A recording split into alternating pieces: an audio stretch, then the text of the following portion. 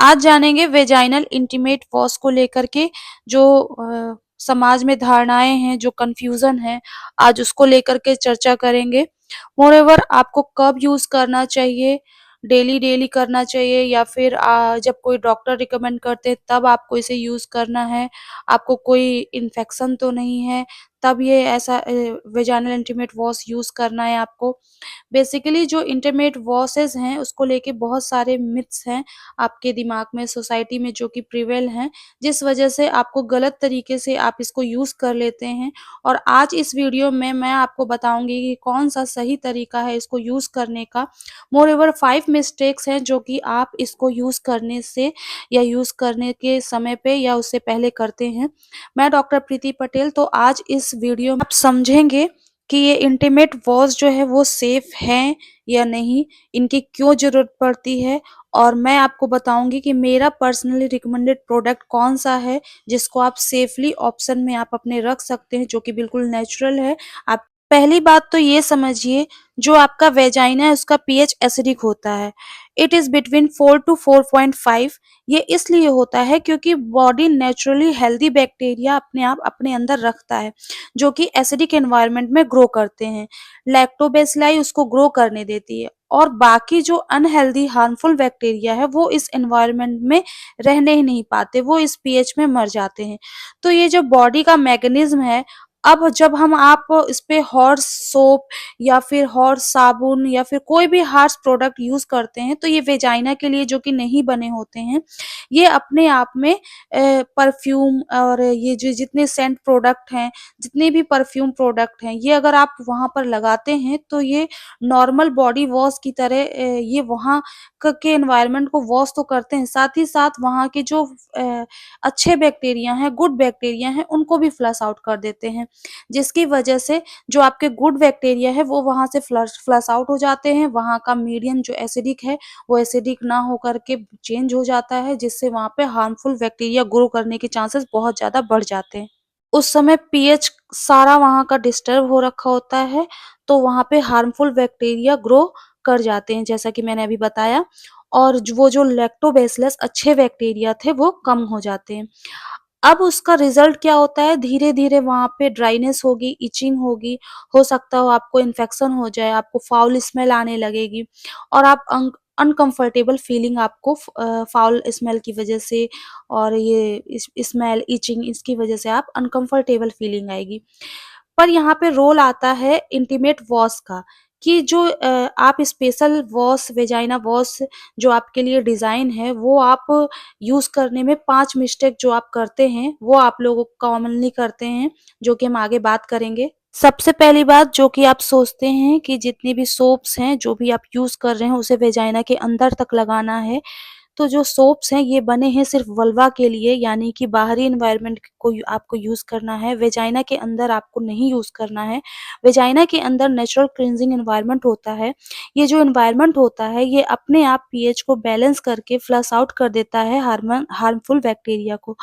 तो जब आप इंटीमेट वॉश यूज़ कर रहे हैं तो एक्सटर्नल वल्वा तक ही लगाएँ। वहीं पर अगर आप एनवायरनमेंट क्लीन कर देंगे तो अंदर वेजाइना अपने आप क्लीन हो जाएगा।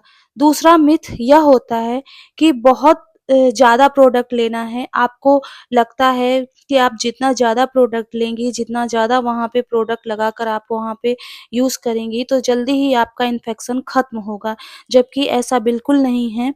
जैसे कि शैम्पू होते हैं, जिस तरह के वेजाइनल इंटीमेट वॉश होते हैं, उसे बस थोड़ा-सा यूज़ करना होता है आपको, लगभग 2 बूँद के बराबर। वो बहुत होता है, थोड़ा-सा ही आप लगाएँगे तो आपको रिज़ल्ट जो है वो मिल जाएँगे और आपको ज़्यादा दिक्कत नहीं होगी। अगर आप ज़्यादा यूज़ करते हैं, बहुत ज़्यादा इंटीमेट वॉशेज़ या फिर ऐसी चीज़ों का यूज़ करते हैं, तो भी आपको वहाँ पे ड्राइनेस हो जाएगी, स्किन इरिटेट होगी और इरिटेशन और इचिंग हो आपको वहाँ पे हो सकती है। तीसरी मिस्टेक जो कि आप गलती करते हैं कि आप जो प्रोडक्ट यूज़ कर रहे हैं, आप मार्केट जाकर के इतने सारे वहाँ पे इंटीमेट वॉश हैं, तो आप मार्केट में जाके कोई भी मतलब प्रोडक्ट ले लेते हैं। वहाँ मार्केट में तो बहुत सारे प्रोडक्ट फ्लडेड पड़े हुए हैं, बहुत सारे ब्रांड, बहुत सारी कंपनियाँ वहाँ पे अवेलेबल है। कुछ आपको आपको वहाँ पे प्रोडक्ट ऐसे अट्रैक्ट करते हैं जो कि बहुत ही परफ्यूम हो, बहुत उसमें फ्रेग्रेंस हो, ऐसे प्रोडक्ट आपको अट्रैक्ट कर जाते हैं और आप उन्हें लेकर के आ जाते हैं और यूज़ करने लगते हैं, जो कि आपके लिए हार्मफुल हो सकता है, वो आपके लिए सेफ नहीं है। वो ऐसे प्रोडक्ट जिसमें बहुत ज़्यादा हाई फ्रेग्रेंस होती है, उसमें बहुत ज़्यादा हार्श केमिकल्स होते हैं, जो कि आपके इंटीमेट एरिया के लिए नहीं बने हैं। तो मैं पर्सनल रिकमेंड करूँगी आपको वी वॉश, जो कि सालों से यूज़ करते आ रहे हैं लोग, जो और बहुत ही उसमें लाइट फ्रेग्रेंस है, इसलिए आपको ज़्यादा नुकसान नहीं करेगा वो। या फिर आप अपने आस-पास किसी अच्छे गायनेकोलॉजिस्ट से मिल कर के आप कोई अच्छा इंटीमेट वॉश रिकमेंड करवा सकती हैं उनसे, जिससे कि आपको ऐसी कोई प्रॉब्लम ना आए। और इससे ज़रूरत से ज़्यादा आर्टिफ़िशियल आपको नहीं यूज़ करना है, जैसे कि मैंने बताया कि उसमें बहुत ज़्यादा हार्श केमिकल्स होते हैं। आपको ऐसा इंटीमेट वॉश यूज़ करना है जिसमें ज़्यादा आर्टिफ़िशियल फ्रेग्रेंस ना हो, हार्श केमिकल्स ना हो, सल्फ़ेट फ्री हो, पैराबेन फ्री हो, और जो जो आपकी वेजाइना के पीएच को बिल्कुल भी नेचुरली मेंटेन करके रखे, बिल्कुल भी। मोरओवर आपको ऐसे प्रोडक्ट यूज़ करना है जो कि आपको सूदिंग इफ़ेक्ट दे। वी वॉश में एलोवेरा जेल होता है जो कि आपको एक सूदिंग इफ़ेक्ट देते हैं, आपको थि इचिंग से, आपको ड्राइनेस से ये बचाते हैं, क्योंकि इसमें हार्श केमिकल्स नहीं होते। तो बिल्कुल भी इरिटेशन और कोई भी बर्निंग इसमें नहीं होती है। तो अगर आप डेली यूज़ करने के लिए कोई रिलायबल या फिर कोई जेंटल प्रोडक्ट ढूँढ रही हैं, तो वी वॉश आप यूज़ करना चाहती हैं, तो आप यूज़ कर सकती हैं। चौथी मिस्टेक जो आप लोग करते हैं, जब आपको पीरियड्स आ रहे होते हैं, पीरियड्स के समय कुछ नहीं करना होता है, ऐसा सोचकर आप कोई साबुन नहीं यूज़ करना है, कहीं इन्फेक्शन ना हो जाए, जबकि उस समय एक्स्ट्रा हाइजीन की ज़रूरत होती है।